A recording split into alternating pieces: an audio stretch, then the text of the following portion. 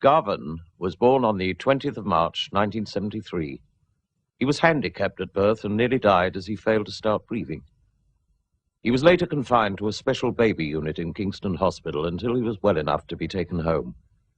But his health did not improve, and he was later admitted to the Children's Hospital at Great Ormond Street, and there it was diagnosed that he had a very rare and fatal bone marrow disease known as Fanconi's anemia. Towards the end of Garvin's life, he had visited on 3 separate occasions Helen House, a hospice here in Oxford for sick and terminally ill children. On his last visit, he had recorded a television interview with Mother Frances Dominica, the founder of Helen House, in which he talked openly about his illness, fully aware that he was going to die. I was on steroids for 5 years, for the first 5 years of my life. And, well, when I was 10 years old, they took me off them because I had a liver hemorrhage, and they found that was the cause of the problem. And what's your illness called? Fanconi's anemia. It's something to do, it's a very rare bone marrow disease. And did Mummy tell you about it? Yes, she did, and she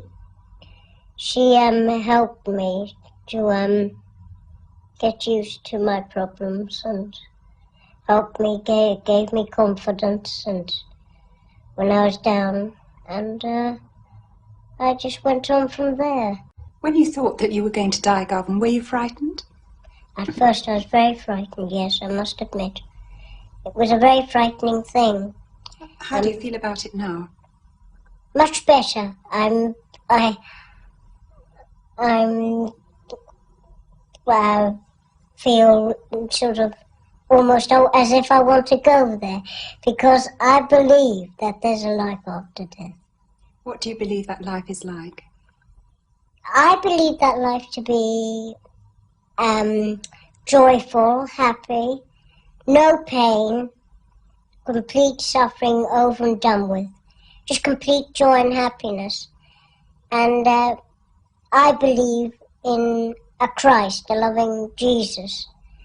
And this loving Jesus, who I love and who I think to be a very special person to me, he's a special friend to me. And he's always got his arms outstretched. I always believe he has his arms outstretched to me whenever I'm in trouble. Garvin, is making your communion important to you? Yes, and it was a very joyful experience, my first Holy Communion. And meeting Christ in Holy Communion, I found was a great joy and very sort of mysterious, very peaceful, and it was the only time I could seem to talk to him about my deepest problems, and have a really good talk to him about it and what I felt, and ask him for his help. And he always answered me back. But my way of praying is just praying with an open heart to him, so that I get the open answer back.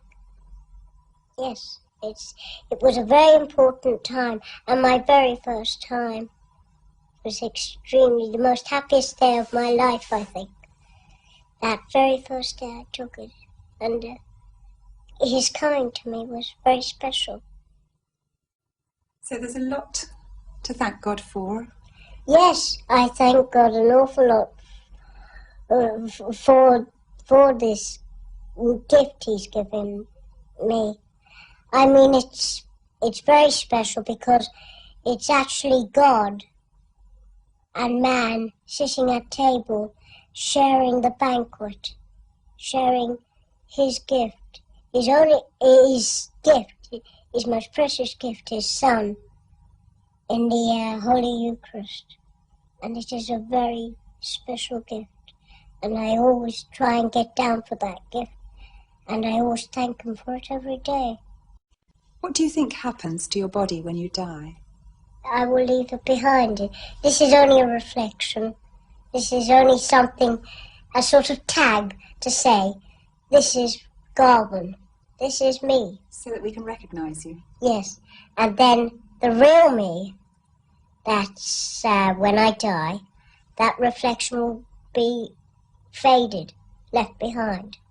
And the real me, that inner self me, will be out of that reflection and will go up to God.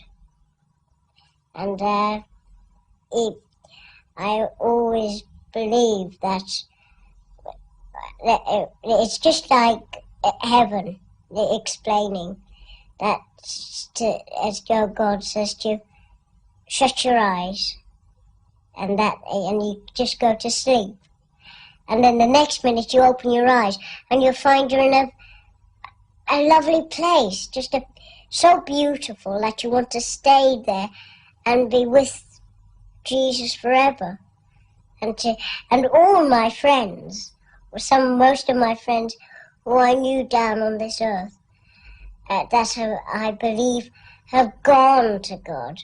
And I hope that when my time will come, I shall see them and go up and say hello to whoever I lost.